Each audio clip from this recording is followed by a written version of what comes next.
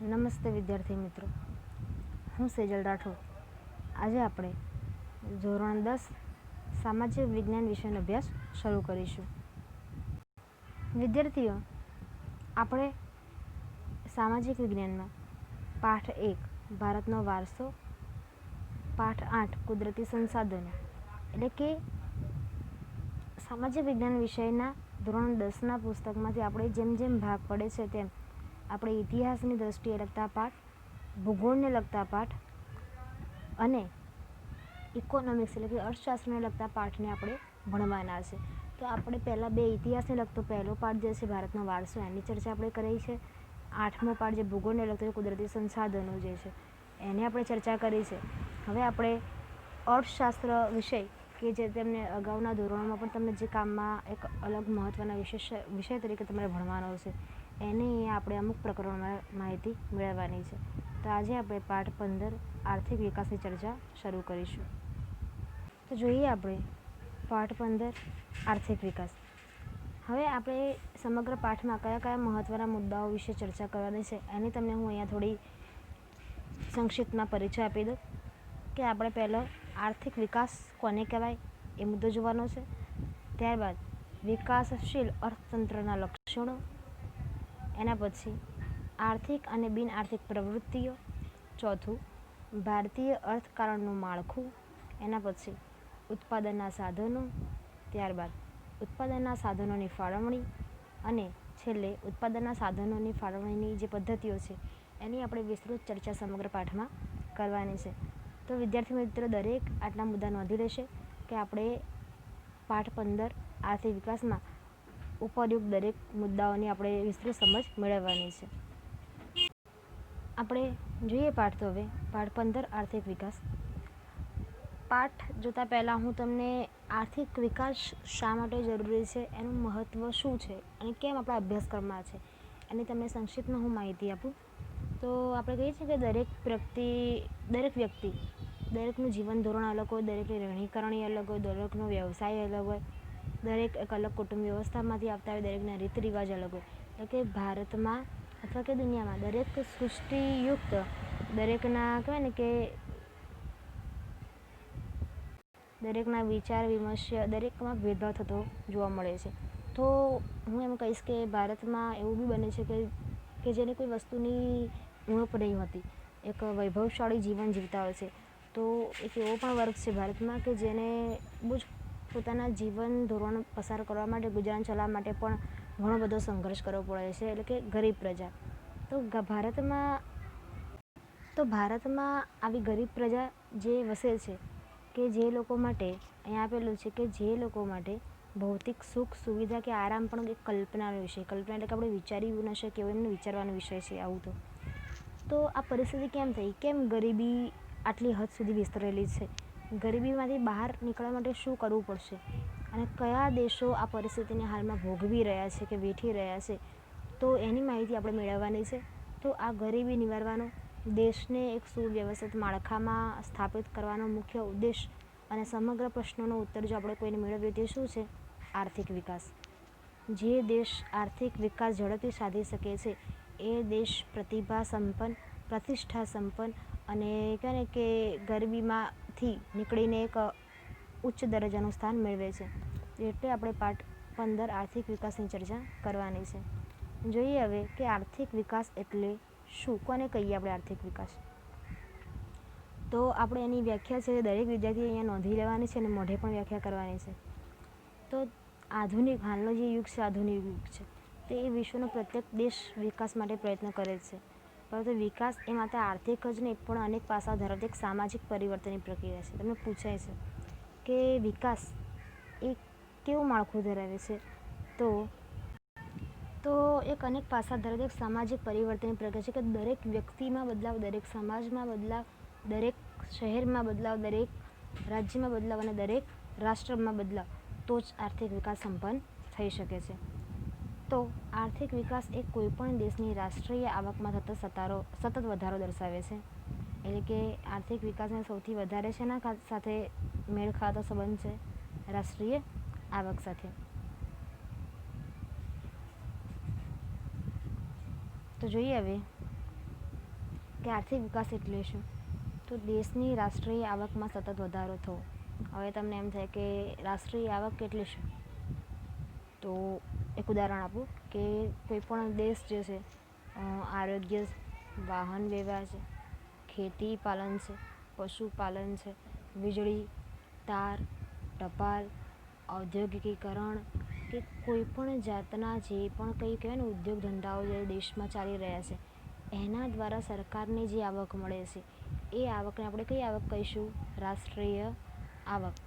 એટલે આ જે રાષ્ટ્રીય આવક છે એમાં સતત વધારો થાય. એટલે કે આ દરેક ઉદ્યોગ ધંધાઓ જે છે દરેક ઉદ્યોગ ધંધાઓ જ મોટા પ્રમાણમાં આગળ વધે તો એને આપણે રાષ્ટ્રીય આવક તરીકે નોંધીએ છીએ. તો આ રાષ્ટ્રીય આવકમાં સતત વધારો થવો એટલે કે આર્થિક વિકાસ. બીજું જોઈએ, દેશની માથાદીઠ આવકમાં વધારો થવો. તો માથાદીઠ આવક એટલે શું? તો રાષ્ટ્રીય આવક વધે તો માથાદીઠ આવક વધે, અથવા માથાદીઠ આવક વધે તો રાષ્ટ્રીય આવક વધે. કઈ રીતે આપણે જોઈએ? તો જે તે ઘરમાંથી કેટલા વ્યક્તિઓ કમાય છે, માથાદીઠ એટલે કે વ્યક્તિ દીઠ આવક કેટલી, જેટલા કુટુંબમાં આપણે કહીએ છીએ કે જે કુટુંબમાં ખાનારા એટલે કે કમાનારાની સંખ્યા વધુ તો એ ઘરનું ગુજરાન સારી રીતે ચાલે છે. તો જેમ માથાદીઠ આવક વધારે એટલી રાષ્ટ્રીય આવક વધે, અને જેટલી રાષ્ટ્રીય આવક વધે એટલો આર્થિક વિકાસ સંપન્ન થાય. અહીંયા આ પાઠમાં તમારી વસ્તુ ખાસ નોંધવાની છે કે દરેક પરિબળો એકબીજા સાથે જોડાયેલા છે. કઈ રીતે? તો જ્યારે કહેવાય ને કે માથાદીઠ આવક વધે એટલે કે લોકોના ઘરમાં પગાર વધે તો લોકોનું જીવન ધોરણ સુધરે, લોકોનું જીવન ધોરણ સુધરશે, એમનો પગાર વધશે એટલે કે માથાદીઠ આવક વધશે તો દેશની રાષ્ટ્રીય આવકમાં પણ વધારો થશે. અને દેશની રાષ્ટ્રીય આવકમાં વધારો થશે તો ગરીબી કે બીજા કોઈ લગતા પ્રશ્નો આપણે એને કહેવાય ને કે એને મટાડી શકીશું અને આર્થિક વિકાસને સંપન્ન કરી શકીશું. તો આર્થિક વિકાસ 3 બાબતો ઉપર મહત્ત્વ ધરાવે છે. કઈ? તો દેશની રાષ્ટ્રીય, અહીંયા આપેલું છે કે કઈ તો દેશની રાષ્ટ્રીય આવકમાં વધારો થવો, માથાદીઠ આવકમાં વધારો થવો અને લોકોના જીવન ધોરણમાં સુધારો થવો. હવે આપણે અહીંયા જોઈએ વિસ્તૃત કે આ બાબતને આર્થિક વિકાસ કહેવામાં આવે છે અને કુલ આવકને રાષ્ટ્રીય આવક કહેવામાં આવે છે. દેશની કુલ આવક, દેશને જેમાંથી આવક મળતી હોય એને આપણે રાષ્ટ્રીય આવક કહીએ છીએ. અને અહીંયા માથાદીઠ આવક કઈ રીતે આપણે મેળવવી એનું અહીંયા સૂત્ર આપેલું છે કે દેશની કુલ રાષ્ટ્રીય આવકને દેશની કુલ વસ્તી વડે ભાગવાથી માથાદીઠ આવક પ્રાપ્ત થાય છે. કઈ રીતે?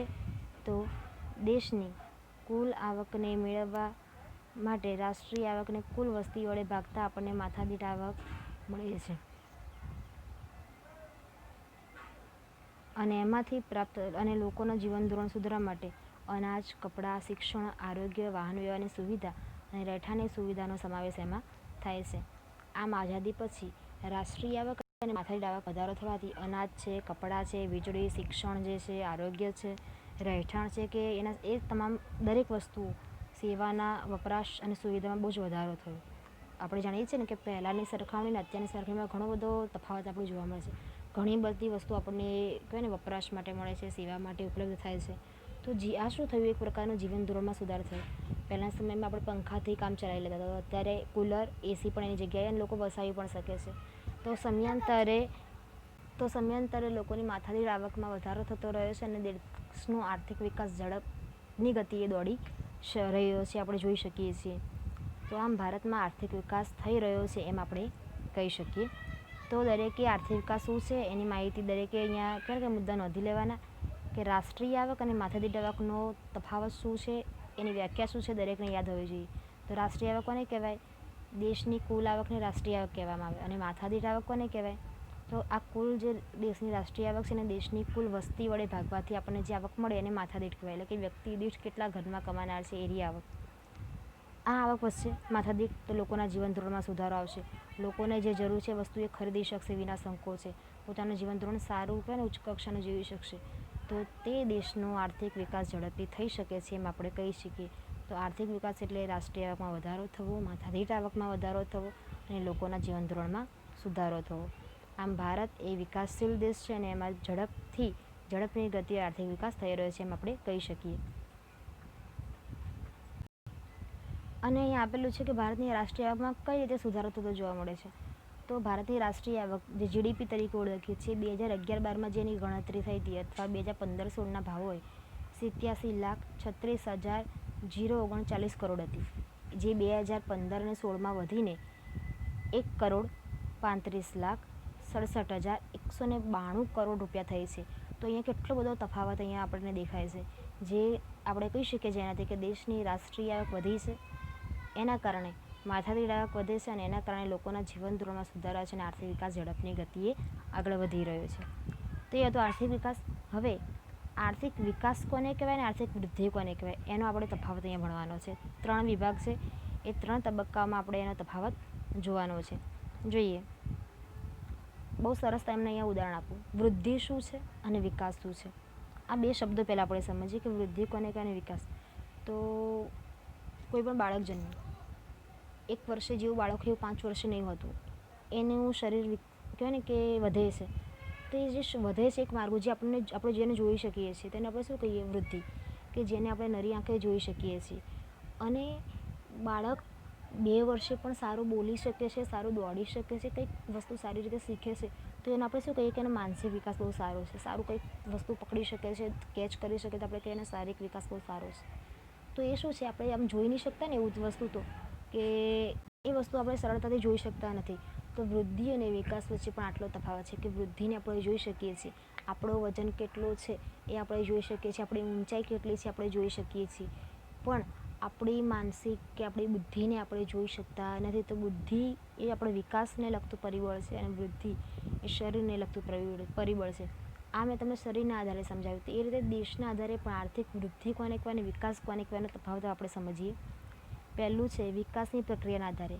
પહેલો તફાવત આપણે વિકાસ કઈ રીતે થઈ રહ્યો છે, કઈ રીતે એની ઝડપથી પ્રક્રિયા થઈ રહી છે એના આધારે જોઈએ કે વિકાસ એ ગુણાત્મક અને આર્થિક વૃદ્ધિ એ પરિણાત્મક છે. એટલે કે ગુણાત્મક, આર્થિક વિકાસને આપણે ગુણના આધારે જોઈએ છે અને આર્થિક વૃદ્ધિ એ પરિણાત્મક છે, આપણને પરિણામ જોવા મળે એના આધારે. આર્થિક વિકાસ એ પ્રથમ અવસ્થા છે, જ્યારે આર્થિક વૃદ્ધિ આર્થિક વિકાસની પછીની અવસ્થા. પહેલાં વિકાસ જરૂરી છે શેમાં? દેશની બાબતમાં, અને ત્યારબાદ વૃદ્ધિ થવી જરૂરી છે, એટલે એના પછીની અવસ્થા છે. બીજું જોઈએ, અર્થતંત્ર, એટલે કે દેશના પૈસાને લગતું જે લેવડ દેવડનું તંત્ર છે એમાં જે પરિવર્તન આવે છે એના આધારે. તો અર્થતંત્રમાં થતા નવા સંશોધનોના આધારે ઉત્પાદનમાં થતો વધારો એ આર્થિક વિકાસ છે. જો ઉત્પાદન હવે કોને કહીશું? ઉત્પાદન એટલે કે જે વસ્તુ પ્રાપ્ત થાય છે, તૈયાર વસ્તુઓ છે, કાચો માલ છે, કે ગમે તે છે, કાપડ છે, કે કોઈ વાહન વ્યવહારને લગતું છે, કે કોઈ પણ ખેતી પાલન છે, બધું જે આપણને મળે છે અને આપણે ઉત્પાદન તરીકે ઓળખીએ છીએ. તો ઉદાહરણ અહીંયા જોઈએ કે ખેતી ક્ષેત્રમાં ઘઉં, ડાંગર જેવા પાકમાં નવા બિયારણોની શોધ થતાં ઉત્પાદનમાં અનેક ગણો વધારો થયો. આ બાબતને આપણે શું કહી શકીએ? આર્થિક વિકાસ.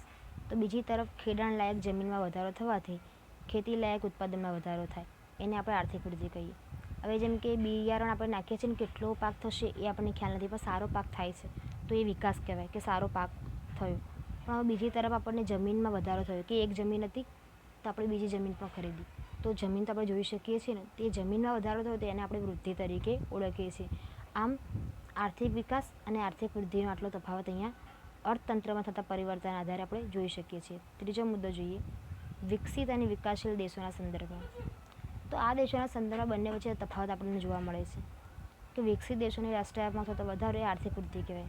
એ જ થયું પરિબળ તો, કે દેશ તો પહેલેથી જ વિકસિત જ છે, વિકાસ કરવાનો કોઈ અર્થ નથી ત્યાં, પણ એમાં તો પણ સારામાં સારી પ્રગતિ થાય કે દેશની આવક વધે છે, તો એક પ્રકારની એને વૃદ્ધિ ગણી શકાય. અને જ્યારે વિકાસશીલ દેશની રાષ્ટ્રીય આવકમાં થતો વધારો એને આર્થિક વિકાસ કહી શકાય. જેમ કે ઉદાહરણ આપું કે અમેરિકા સર્વસંપન્ન દેશ છે, તો એમાં વધારે આવક થાય, વધારે પ્રગતિ થાય તો એ લોકોનું એક મહત્ત્વનું પરિબળ ગણાય, એને વૃદ્ધિ ગણાય. પણ જો ભારતમાં કે બીજા કોઈ દેશોમાં અને અમુક એશિયાના સારી આવક થાય તો એને આપણે આર્થિક વિકાસના નામે ઓળખીએ છીએ. તો આર્થિક વૃદ્ધિ અને વિકાસના 3 મહત્ત્વના પરિબળો નોંધજો. વિકાસની પ્રક્રિયાના આધારે, અર્થતંત્રમાં થતા પરિવર્તનના આધારે અને વિકસિત અને વિકાસશીલ દેશોના સંદર્ભમાં આધારે. વિદ્યાર્થી મિત્રો, તફાવત હંમેશા તમારે વચ્ચે ભાગ પાડીને જ લખવાનો રહેશે. એમાં આ બધા મુદ્દાઓ મૂકીને તમારે લખવાનું રહેશે. એનું ખાસ તમારે ધ્યાન રાખવાનું. તફાવત કોઈ દિવસ આ રીતે લખવાનું નથી. જોઈએ હવે ત્રીજો મહત્ત્વનો મુદ્દો જે છે, વિકાસશીલ અર્થતંત્રના લક્ષણો. વિકાસશીલ દેશના લક્ષણો કેવા હોઈ શકે? ભારત તો વિકાસશીલ દેશ છે, તો આપણે આપણા દેશના સંદર્ભમાં જ આ વસ્તુ જોઈએ કે એવા કયા લક્ષણો છે કે જેથી આપણે જે તે દેશને વિકાસશીલ કહી શકીએ છીએ, વિકસિત કહી શકતા નથી, તે આપણે જોઈએ. તો વિકસિત અર્થતંત્ર અને વિકાસશીલ અર્થતંત્ર માથાદીઠ આવકના આધારે અલગ કરવામાં આવે છે. અને આપણે લોકોની આવક પ્રમાણે જ ખબર પડે ને કે આ વ્યક્તિ સારું કમાય છે તો એનું જીવન ધોરણ સારું છે તો આપણે એને શ્રીમંત ગણીએ. જેને આવક નથી મળતી, જે બિચારો 2 ટંકનું ભોજન જ્યારે નથી મળતું, આપણે એને ગરીબમાં ગણીએ છીએ. તો જે એ માથાદીઠ આવકના આધારે આપણે એ ભેદ કર્યો. તો વિકસિત દેશ કયો છે ને વિકાસશીલ, એ પણ માથાદીઠ આવકના આધારે અલગ કરવામાં આવે છે. તો વિશ્વ બેંક 2004ના વિકાસના અહેવાલમાં $335 ઓછી માથાદીઠ આવક ધરાવતા દેશોને, આ તમે ખાસ નોંધ જો પૂછાય છે તમને કે વિશ્વ બેંકે શું કીધું હતું, તો 2004ના જે અહેવાલ કરવામાં આવ્યો હતો એ મુજબ $335 ઓછી માથાદીઠ આવક ધરાવતા દેશોને વિકાસશીલ અર્થતંત્ર તરીકે ઓળખવામાં આવે છે. કેટલી માથાદીઠ આવક લખી છે? 335 માથાદીઠ આવક. હવે એ મુજબ કયા દેશના લક્ષણો આવા હોઈ શકે તો આપણે એને વિકાસશીલ ગણીએ એ જોઈએ. જેમાં પહેલું જોઈએ નીચી માથાદીઠ આવક. હવે બહુ કેમ કે જોડેલો જ પ્રશ્ન છે. આપણે અગાઉ આર્થિક વિકાસમાં જોઈ ગયા કે જે માથાદીઠ આવક જેમાં વધારે હોય તો એટલો ઝડપથી આર્થિક વિકાસ થાય. તો અહીંયા શું લખ્યું છે કે નીચી, તો માથાદીઠ આવક નીચે જ હોય તો એને વિકાસ થઈ શકતો નથી. તો વિકાસશીલ દેશમાં નીચી માથાદીઠ આવક બહુ મહત્ત્વનું પરિબળ છે. તો જે દેશોની રાષ્ટ્રીય આવક નીચી હોય, વસ્તી વૃદ્ધિ દર વધારે હોય, ત્યાં માથાદીઠ આવક નીચે રહે. હવે જેમ કે ઉત્પાદન બહુ ઓછા આવે અને વસ્તી બહુ વધારે પડતી હોય તો દરેક વસ્તુ દરેક વ્યક્તિને પહોંચી વળતી નથી, મળી રહેતી નથી. તો આવક ઓછી અને માંગ વધુ હોય એટલે કે નીચી માથાદીઠ આવક હોય તો તે દેશનું જીવન ધોરણ નીચું રહે છે. એટલે એ બહુ જ મહત્ત્વનું વિકાસશીલ અર્થતંત્રનું લક્ષણ છે. બીજું જોઈએ વસ્તી વૃદ્ધિ. તો અહીંયા આવી જ ગયું એ વસ્તુ કે વસ્તી વૃદ્ધિ એટલે કે વસ્તી વધારો હોય તો આવા દેશોમાં વસ્તી વૃદ્ધિનો દર 2% અથવા તેનાથી પણ વધુ જોવા મળે છે. હું તમને એક અહીંયા વસ્તુ બતાવું કે કહેવાય છે ને કે જેટલી માંગ વધુ એના પ્રમાણે ઉત્પાદન ઓછું હોય તો એ દેશની કહેવાય ને કે રાષ્ટ્રીય આવક સંપન્ન થઈ શકશે નહીં.